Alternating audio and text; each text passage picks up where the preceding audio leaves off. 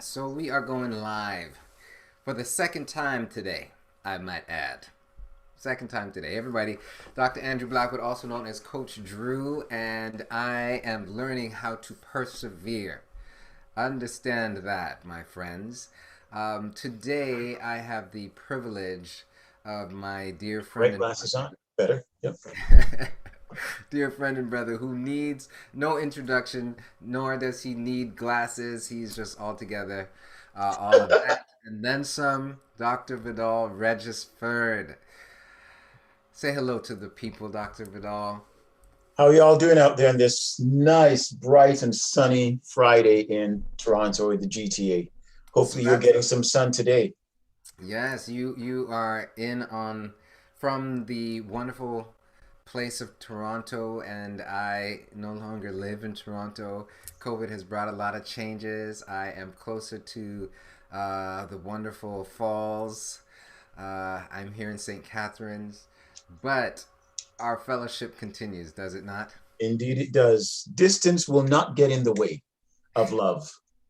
Hey, you know what? And that just focuses us in on what we're really talking about. We're talking today, having a candid conversation about understanding. And a lot of the times, people lose a lot of love because there's so much distance between them. They're in the same room, but so much distance because there is no understanding. So we just had a conversation on Instagram, and man, I tell you, I was so distracted because my audio was just not working. Um, but I realized that's how conversations can be sometimes. We can be distracted by our own voice, we can be distracted by other things. But how do you stay focused so that you actually prioritize understanding in your conversations with people, Dr. V? Not easy. I think I follow some rules, and this is a challenge that we have when it comes to communication. I think people do not want to think about it being a mechanical process or that there's a process to it. We think that because we're human and we speak, we communicate. Well, I'm here to say no. You just happen to be human with a set of vocal cords that can echo words. It doesn't mean that you're communicating. Communication for me is really not necessarily an art, but something that we practice. And so there's some rules I found. One is I try to listen where possible. Listen so I can gain understanding.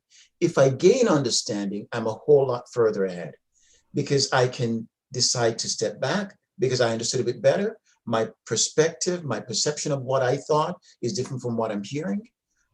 But also, if there's a need for agreement, it brings me closer to agreement. It brings me closer to saying, okay, I get it. I hear you.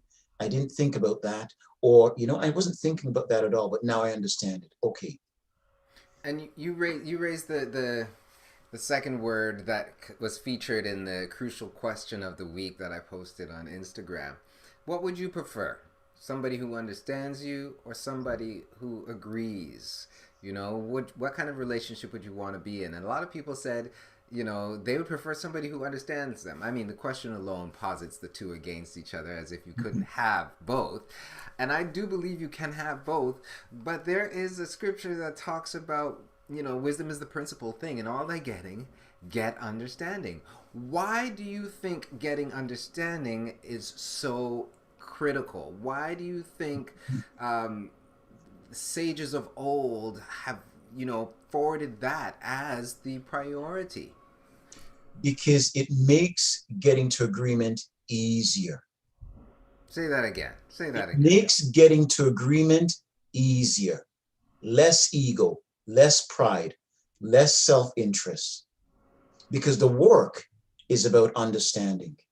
So if I understand you and what you've said, I'm a whole lot closer if there's a need for agreement to come to that place because I now know you, not just the subject, but I now know something about you, how you think, how you see things, how you perceive that item, that event, your world. I now have insight that I didn't have before, that I can simply say, okay, I can agree with you on that. Mm. Without that, it makes it difficult. It's taxing. You're actually qualifying what understanding is, and that ties in really, really well with the workshop that I did most recently called Listening with Love. You know, the idea of understanding is not just a cerebral process of comprehension. This is really talking about understanding, knowing somebody, a degree of stepping into somebody's shoes and taking on their perspective, empathy, right? A truly intimate knowing of somebody. Mhm. So I think that qualifies, you know, understanding and helps us to appreciate the higher value of understanding, because when you prioritize really understanding someone, not for the purpose of getting your way, but for the purpose of knowing this person. Let's pause for a Okay. moment, because Fair enough. I think there's so much importance to highlighting opportunities to value the other person. When you understand someone, even if you don't agree with them, you take the time to actually convey value and say, you know what, I want to hear you out. I want to know where you're coming from, because you are a person of value to me. You are a person of value, period. So there's got to be a reason why you think and feel the way that you do. I want to know. I want to understand. Believe it or not, I would define that as love. Absolutely. Absolutely. It's a broader definition of love, but it's at its greatest breath, the love for my brother, my sister who shares this planet with me, that I'm going to take the time and invest in learning, and more intimately, my companion, my children, my parents, my friend. I'm going to take the time Yeah. to know you, to understand. And yes, to put myself in your shoes, to gain a better appreciation. You mentioned this whole idea of purpose. It is a calling to a higher purpose existence. It is a calling to go beyond what we see and what we understand in the natural, and perhaps even to stretch ourselves into the sublime, into the supernatural, where we can take ourselves out of a situation and look at it with the appreciation for what it is, the people, with and an outcome that we're looking for. Hmm. You mentioned the word outcome, and we talked about purpose. I think listening with love and really truly understanding someone, that's a part of divine purpose. We are created as relational beings. There are parts of us that will never be satisfied unless we are in healthy and whole relationships with God, with ourselves, and other people. And I think we forget that um, in in in in pursuit of being heard. We forget about this wonderful exchange, and we have these built up expectations, maybe past fears and disappointments, that we're not going to be heard, that unless we get our way or somebody sees my perspective right now, then I'm not going to be happy. Um, I'm not going to be valued. I'm not going to get my turn. There are all these things that push the pace of conversations. That's one of the things that I come back around to with couples, and you know, as we work through changing the way that we engage, we start to be open to saying, you know what, there's actually room. There's time here. I can actually give you the floor, and I can actually lay aside what it is that I think and what I believe and what I want, and I can give you me. I can give you my time. I can give you my attention. I can give you my care. One of the reasons why I want to have these candid conversations is the thing that inspires me most, Dr. V, is seeing a world where people interact with each other with care and competence in the middle of conflict and pain. Can you imagine that? When somebody feels hurt, instead of lashing out, they say, "Okay, hold on, let's see what's going on here. because this is what I'm experiencing. Is this what you're intending to do or to convey? Mhm. Right? You know, I've come through some wonderful challenges, let me tell you. And thankfully, I am still growing through them, not just going through and trying to get to the other side, but I'm actually growing through them. And one of them was, getting to know my parents even better. My parents, their relationship didn't make it. Didn't make it. I ended up going to Supreme Court and testifying at my at age 13. It was not a pretty experience, a pretty sight. Um, but years later, I realized my parents never really understood each other. Mhm. They were so young. They didn't even understand themselves. Mhm. They didn't stand a chance, Mhm. right? Um, so that's part and parcel of why my mission is to help people understand themselves and understand each other so that they can be understanding.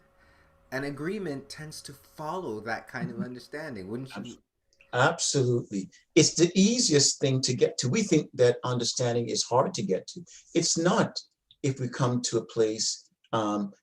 Agreement is not hard to get to if we do the work around understanding one another. And guess what? We do this rather well as a civil society in every other realm and arena. Let's take, for example, negotiations. We always hear of the motor car companies negotiating every year. At some point or another, because they spend days, months trying to gain understanding, they come to agreement. And agreement is done within a matter of minutes. Because finally you've heard, my employees need a locker, or they need to feel safe, or we don't have it. We simply don't have it. And here's the budget. It's there. It's accurate. Or in relationships with our teachers and our children, or with family members, or in our workplace.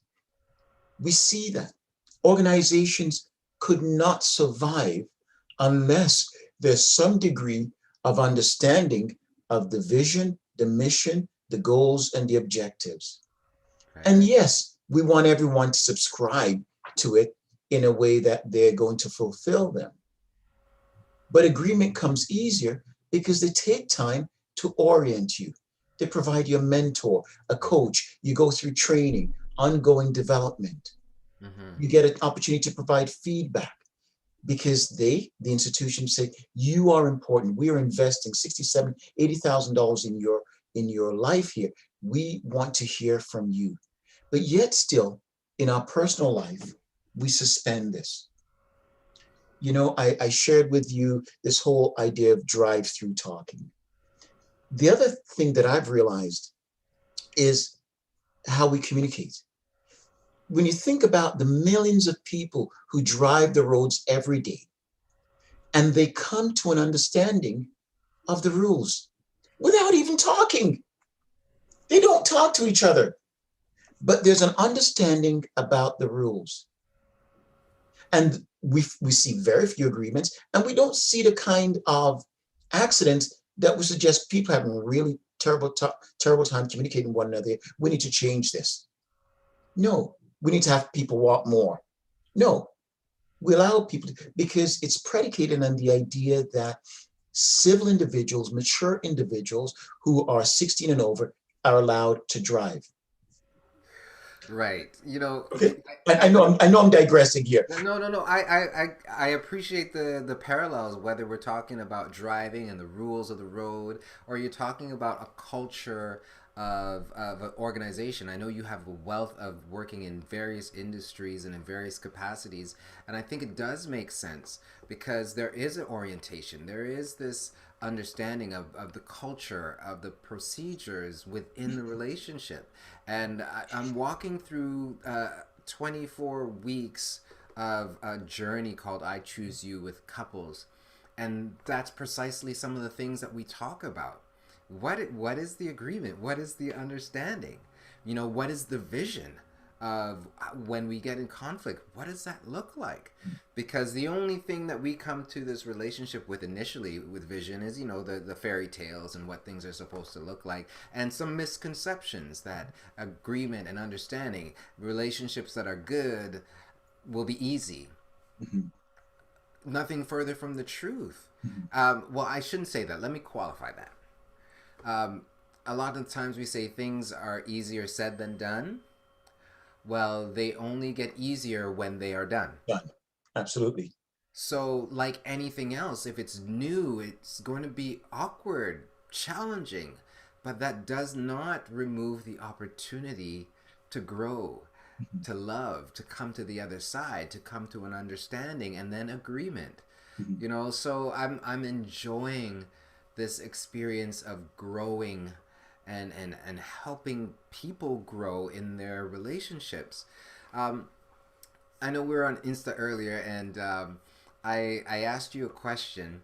Uh, what do you think is the main reason? Because I asked several people, um, why do they think it's hard why would people want to prioritize understanding over agreement? Why do you think it's difficult for people to do that in real time? Right? Because a lot of times we say, you know what, I don't want a yes man. I don't want somebody who's going to just agree with me. But when it comes down to it, a lot of the times when we're in conflict, people seem to want to win and want to be right. What is that about? Yeah. I think fundamentally the way we are designed is such that we don't want to be judged. We don't want to be perceived as dumb or um, any of those things. We want to make sure that we preserve how we are perceived through the eyes of the other.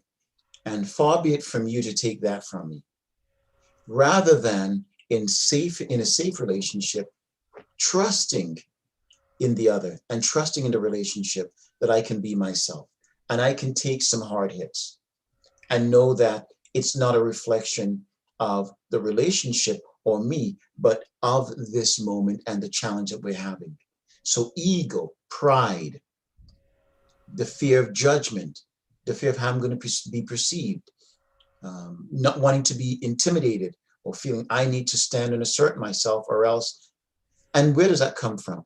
Learned experiences we've heard, seen from others that Right. infect us and infect those relationships. So tell me something, because I want us to wrap up real soon. If you could give us two or three pointers, what helps people to cut through the noise of the history, noise of the fear, of not being heard, or of being seen as dumb or unintelligent? What helps people to cut through that and actually understand the other? Not being defined by what others perceive of me. So I'm not going to be defined by what I think you think of me. I'm going to be defined by what I know of myself and who I am. That's one. I think it's critical to ask that personal question. Am I acting, behaving as a mature adult? Because you're an adult doesn't mean that you're mature. It just means you're an adult going through developmental stages. That's all it means. It doesn't mean that you're mature. So, what is maturity? Have I adopted a perspective that says I can take feedback even when it's negative, even when it feels as though it's an attack, and I can respond in a way that is civil, responsible, and mature, Mm. and still get to an outcome? I think that's important. Mm. And three, have no fear that you do not have the facility and the capacity to work it through. Because when we have fear, we we we we tend to go to the path of least resistance. Mm. The desire and the growth is really to say, no, I'm going to press to work through this as hard as it is, because that's what it is to be in relationship and to have mature relationships. Wow. Okay. So let's unpack this real quick. What I'm hearing you say is the idea of solid sense of self and healthy esteem is going to help you engage with people and not be so concerned and consumed with how they might perceive you. Number one. Mhm. Number two, which is connected to number one, maturity. You get to define what maturity looks like for you in your conversations, and you get to live in accordance with that. You get to live out that idea, that image again. Okay, I want to behave in a mature way in this interaction. And like you said, especially when I'm working with people who've experienced trauma or any, which is pretty much everyone, um, we have parts and pockets of ourselves, pieces of ourselves that haven't matured, that have been stunted on some level. And when we choose to heal and we choose and to understand what maturity looks like in that moment, we can actually catch up, right? Chronologically, we can, our development Absolutely. self can catch up. And thirdly, you were saying that second was maturity. That last part, what was the last, what was the third thing that you highlighted? No, you're challenging the brain of a man who's over 50. You Hmm. just had a Hmm. birthday, brother. You still Hey, spinning all hey, that wonder. You it's know, all that it's all that red velvet cake. Yes. and I'm still recovering from a gluten contamination from a few days ago. But yes, you were in essence what I'm hearing you say is there you yes, trust that you have what it takes to pursue Yes. the understanding and to get through the end of this conversation. And I think when we as individuals attend to all three of those parts, we meet in the middle, Right. right? Trust in the facility and the capacity that you have to Yeah. work through it. Right. Because then that reflects on the relationship and it informs the relationship. I often say a relationship is only going to be as healthy and strong as the individuals in it are healthy and strong emotionally and developmentally. So I see how those things can help people cut through 100%. You know, I also, in the Listening with Love webinar that I did a couple weeks back, there's something about curiosity that is a game changer when it comes to listening and truly understanding. So whether you are dealing with yourself and journaling and working through things, or even in a formal relationship with a coach or counselor, being genuinely curious, suspending judgment, but understanding, okay, what am I thinking? How am I feeling? What's going on for me here in this moment? Right? Try to put those pieces from a place of really genuinely suspending judgment, but just wanting to understand how the pieces fit together. And when we listen to people that way as well, it helps us to cut through the noise and really listen in a way where the other person feels heard. Because on the other side of feeling heard is feeling valued and being valued, which that's what leads to a lot of the healing that I've experienced, and I imagine for you as well. So I will let you wrap this candid conversation up. Please tell the people how they can reach you, because I know after watching this video, people are gonna be enamored. They're gonna say, "Look at that brother, with them glasses." But he's not only got the look, but he's got the talk. He's got the heart. So, um, I was gonna ask if you are single, but we will save that for another. Ah, For another conversation, but on a very professional platform, I can bounce back and forth. How could the people reach you if they want to reach out to you? well, I am on Instagram, Dr.Vidoll.Regisford. That's one way. Facebook, and of course, Dr. Solutions at 6gmail.com. All So right. I'm all over, or through you. I am admittedly not one for social media. I'm following your I'm following your trajectory, which hasn't been very good. But there are ways of getting a hold of me through social media, to say the least. I do want to say this. I do want to say this to individuals out there. If we can get to a place where we truly reflect on what this idea is of being a mature adult, a mature individual, which is broad, then we are much further ahead of the game, because everything that we do and say comes through that lens, especially how we react, how we respond. And if we can harness those natural impulses and manage them, we then develop personal power. We then develop personal power over ourselves and how we respond to any given situations in our lives, whether it be at the car dealership, or bad customer service, or with our children, our colleagues at work, or with our companions. Awesome. I appreciate you, man. Um, and as everybody knows, Coach Drew here. You can reach me at info@coachdrew.ca. If you missed the webinar, it's a live free webinar. By all means, reach out to me. I will send you a link so you can watch it. You can download it and watch it again. There's a lot of great stuff in there. And actually, I will, when I get around to it, I will include the details below so you can actually just click the button, register for the webinar, and watch it, download the audio, and continue to learn, heal, and And grow. grow. Amen. Bye for now.